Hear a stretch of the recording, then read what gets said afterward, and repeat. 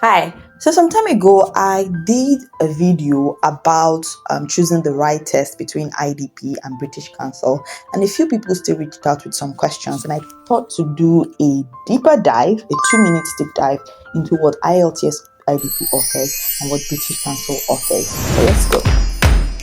So number one, IDP and British Council both offer online computer familiarization tests. So what this means is that you can go online to their sites and take the computer familiarization tests. Now, British Council has ample tests for you to take for both academic and general. They have so many tests that you can take. However, the IDP online familiarization is quite limited. I think they only have the one for academic, listening, writing, and reading. And then for general, they only have reading. Of course, listening is the same. So they're kind of limited on the amount of tests that you can take, especially if you are taking the general test. So that's that.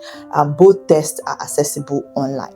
Now, IDP also offers the chance for you to come to one of their centers and use their computer, they go a step further to offer you that opportunity to come and take the test in the center, just to get yourself familiar with their system and the setup and how that works. So if this is something that you would like, then IDP would be good for you. However, it is important to note that the test that you take online is the same test that you're still going to go take there. So it's just like instead of taking it in your house, you can come use our system to take it, just to feel like you have taken the test. I have actually gone to talk to a few people who have gone to do this computer familiarization, and I was told that the system does not automatically mark when you submit. It does not automatically mark it, so they still have to give you the sheet to mark. So the process was not as seamless as it ought to be for some of my test takers who have experienced it, but yeah, they offer that option just in case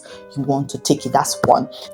Secondly, IELTS British Council has Road to IELTS and IELTS Premium, where you can learn, like really learn the IELTS on your own if you do not want a tutor. So these sites are actually very packed with webinars, with apps, with lectures, different things that help you learn, and it is activated once you have booked a test. That they actually have a full, well-rounded course, I must say.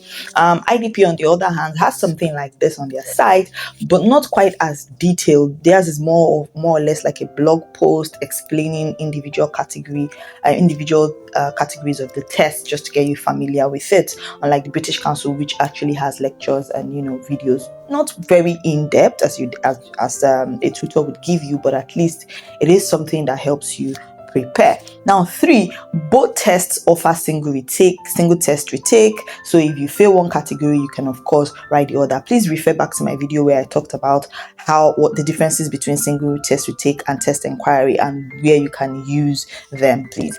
So that's available on both. Result inquiry is also available on both British Council and IELTS IDP. Fourthly, now to centers. Both have conducive centers all around Lagos, different parts of Nigeria as well. But IDP has been reported to have some centers that have noise cancellation headphones.